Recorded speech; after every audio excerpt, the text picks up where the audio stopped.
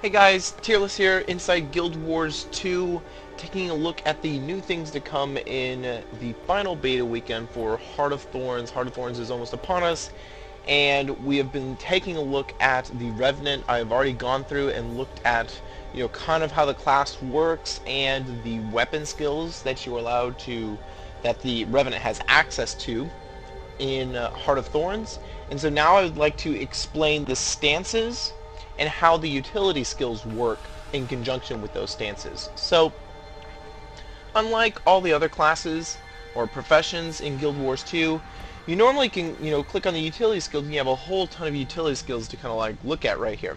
That's not the case. Your utility skills are tied to the stance you're in, and there are 4 stances.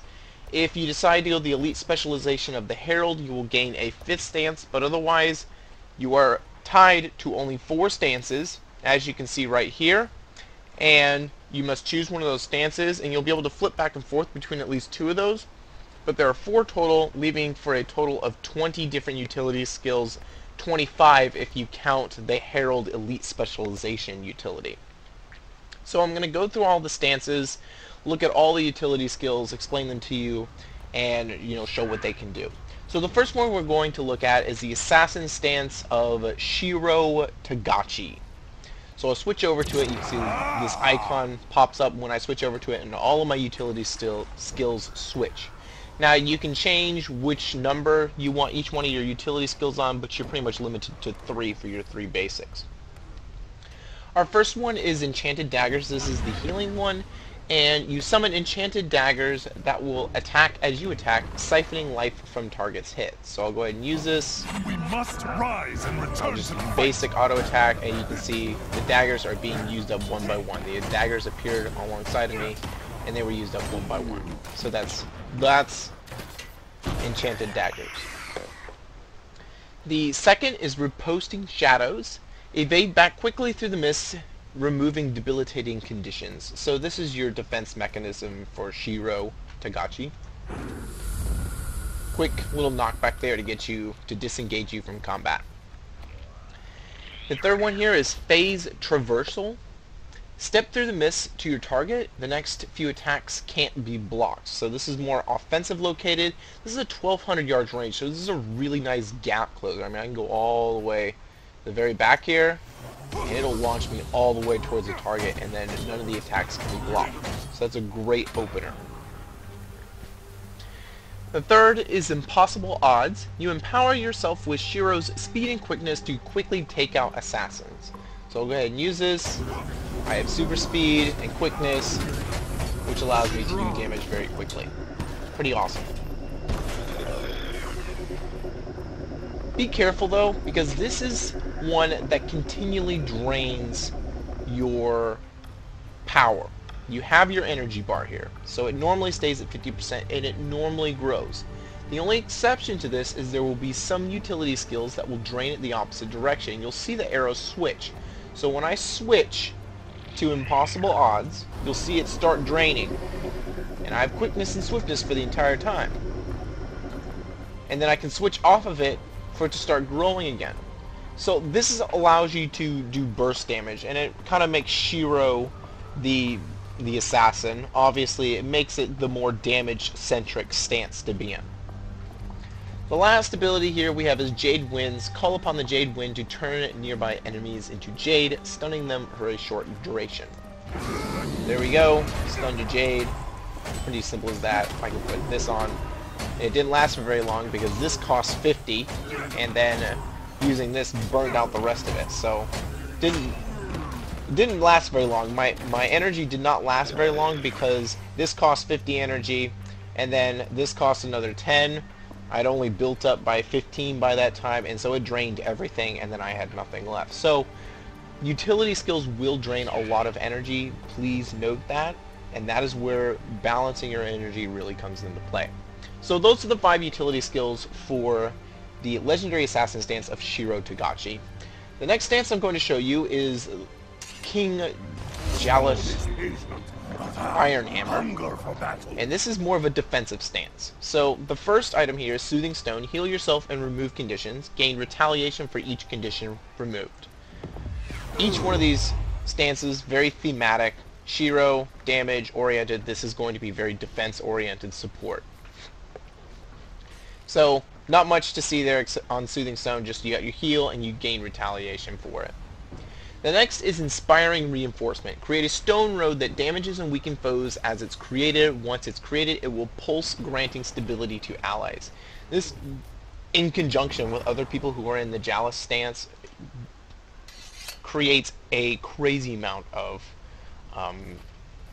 stability. So I'm going to create my brick road here, and I have the stability now, and the stability is pulsing.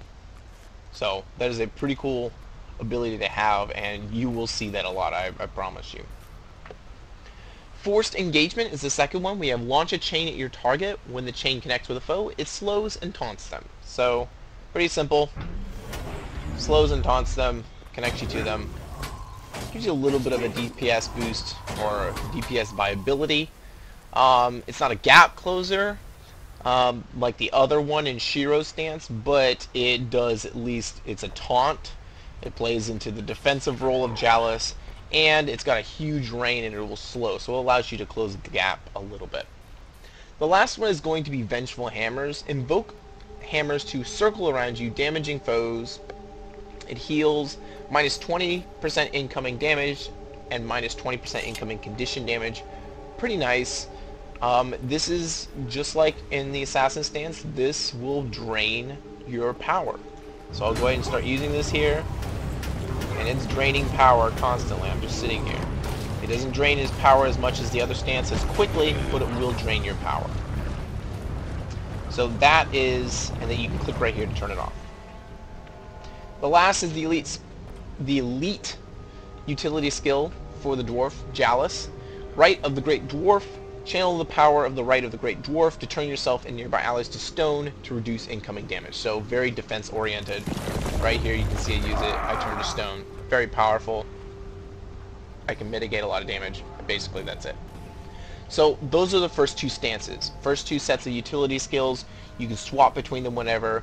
You'll be able to swap between the two stances that you feel are the ones you like the most and use those as you see fit. So the next two stances we're going to look at are going to be the Demon stance and the Centaur stance. So we're going to switch into the legendary Demon Malix, the Unyielding. So this is the first one we're going to look at. This, I believe, is condition based. So we're going to take a look at this. The first is Empowering Misery. Heal yourself and heal more for each condition currently applied to yourself. So it's a little bit different, but we'll go ahead and use this. So if you got a lot of conditions on you and you heal with this, you'll heal for even more. Pretty awesome.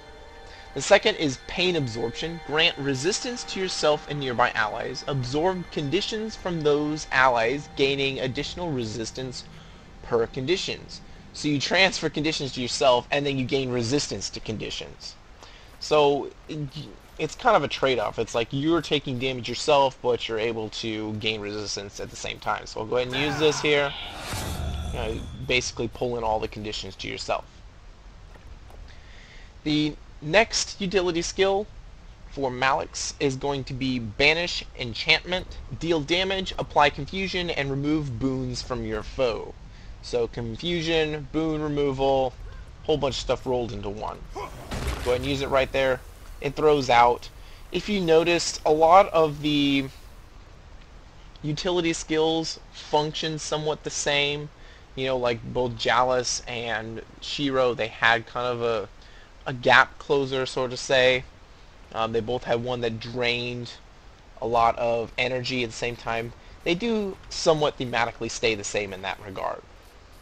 The last one here is Unyielding Anguish. Leap toward the targeted area, creating a demonic field that torments and chills foes. So you're applying conditions. Launch right here, and there you go. You have the field right here. Now this is a dark field. Dark fields are not necessarily that common, so you could see some use out of this. The last we have here is Embrace the Darkness, is the elite. And this one drains, much like the other two in Shiro and Jalis did. Summon the power of the legendary demon to transform into a powerful avatar. Increase all attributes and pulse torment to nearby foes. So I'm going to go ahead and use this. I'm going to continually pulse, and as you can see, it's constantly draining. But this is an elite skill, and it's very powerful. It can deal a lot of damage like this. And then I can turn it off whenever I feel like, so that I can start growing my energy again. And it snapped back to 50 because I went out of combat, but it would continue to grow again. So that is, kind of takes care of all of the demon stance for the demon Malix the Unyielding.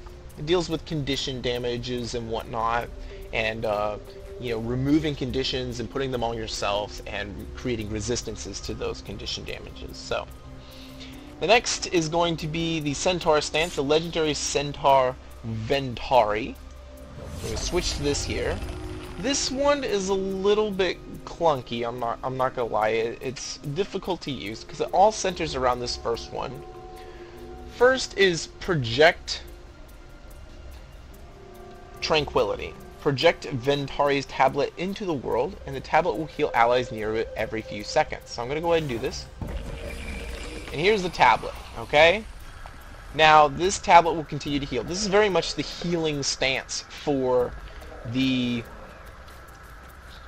Revenant. Basically, you wield a staff in this stance. This is where your big support comes in for Revenant. So, the other ability of this is Ventari's will the tablet towards a different location. As the tablet moves, it will heal allies it passes through. So we're going to will this over to the target. You can see it move over there. Now, all of the other utility skills play off of this tablet. The first one is Diminish or Protective Solace. Summon a protective barrier around the tablet that destroys enemy projectiles. So it also creates a combo field light. So I'm going to go ahead and use this. And there's the shield. And it drains my energy as it goes through. And I can destroy it whenever. I can stop it whenever. It does not destroy the tablet, but I can stop it whenever. But, if you're at a choke point, you can send this tablet out and have this tablet, protect the area that is a choke point. So it's great utility there. The second here is Natural Harmony. Collect energy, pulling it into the tablet to build up its power. After a short delay, the energy will be released, healing nearby allies. So you can see right there, it builds up and then it heals allies in a burst. The third utility skill here is Purifying Essence. Remove all conditions from allies near the tablet and heal them for a small amount per condition removed. So we'll go ahead and use this here, and you can see just a little pulse there off of the tablet. The last here is going to be the elite. It's going to be Energy Expulsion. Force energy to erupt from the tablet, knocking back nearby foes and leaving behind energy fragments that heal allies. So this is like an explosion here. Go ahead and use this. You can see there, the tablet does explode. It leaves fragments everywhere. That will heal people. And that's the only thing that actually consumes your tablet. Now, if you're going to be using this stance, it's going to require your ability to move this tablet around effectively. And if you're able to effectively move this tablet around, you will be very good with this support role as a Revenant. And it can be useful in choke points and whatnot when you don't want to be near, but you want to, send this forward and create a shield to help people, then you can turn it off whenever, build it up. It's pretty amazing in that way. So, definitely, it's a little clunky, but it has great potential, and it's got a higher skill cap than most things, just because of how you have to project this Ventari's, this tablet around. Otherwise, that is all of the utility skills for the Revenant. They're a little bit different and interesting, considering that you have to choose stances. I honestly like, stancing between the two. You choose your two favorites. I really like Jalis Ironhammer as one of my stances. The Centaur one, Ventari, is interesting. I don't know if I'll actually use it. And then the others, have some great utility as well. So they're a lot of fun. And I think people are going to have a lot of fun, kind of trying different things out with these stances and seeing which one best fits, having both of them together. Otherwise, that is everything dealing with the Revenant and its utility skills. So I've gone through all of the weapon skills now and all of the utility skills. I really hope you guys enjoy the Revenant when it comes out. I've been having a blast on the beta realms playing with the Revenant. It's a lot of fun, and I hope you guys do. Otherwise, I will see you guys later. Tearless out.